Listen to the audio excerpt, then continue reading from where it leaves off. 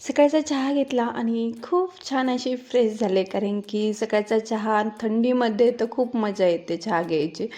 तर इथे सकाळची छोटी मोठी कामे आहेत ती सगळी आवरून घेतली. त्यानंतर स्वतःसाठी थोडासा टाईम द्यायचा होता, म्हणून टाईम दिला आणि स्वतःसाठी 5 मिनटं होईना का रोज द्यायलाच पाहिजेत. आणि इथे अजय आला होता, त्यामुळे श्रीशा मामाला आणि चॉकलेटला पाहून खूप खुश झाली होती.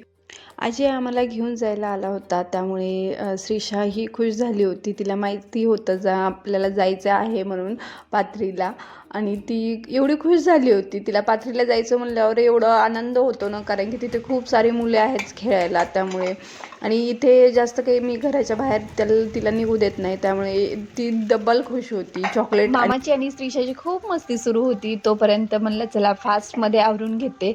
इथे सगळी बॅग वगैरे भरायची होती, सगळं काही जिथं तिथं व्यवस्थित ठेवायचं आहे, मग नंतर निघायचं आहे ना. त्यामुळे थोडीशी धावपळ तर आज होणारच आहे. तर आज सोमवार होता, सोमवारमुळे उपवास होता ना, त्याच्यामुळं साबुदाण्याची खिचडी करायला घेतली.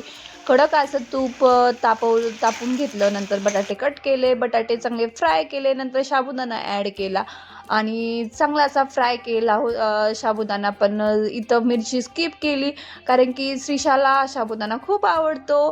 श्रीशाला साबुदाणा खायचा होता म्हणून तिच्यासाठी बाजूला काढून ठेवला. त्याच्यानंतर मिरची मी ॲड केली आहे आणि इथे छान असा ब्राऊन कलर येईपर्यंत साबुदाणा फ्राय केला आहे.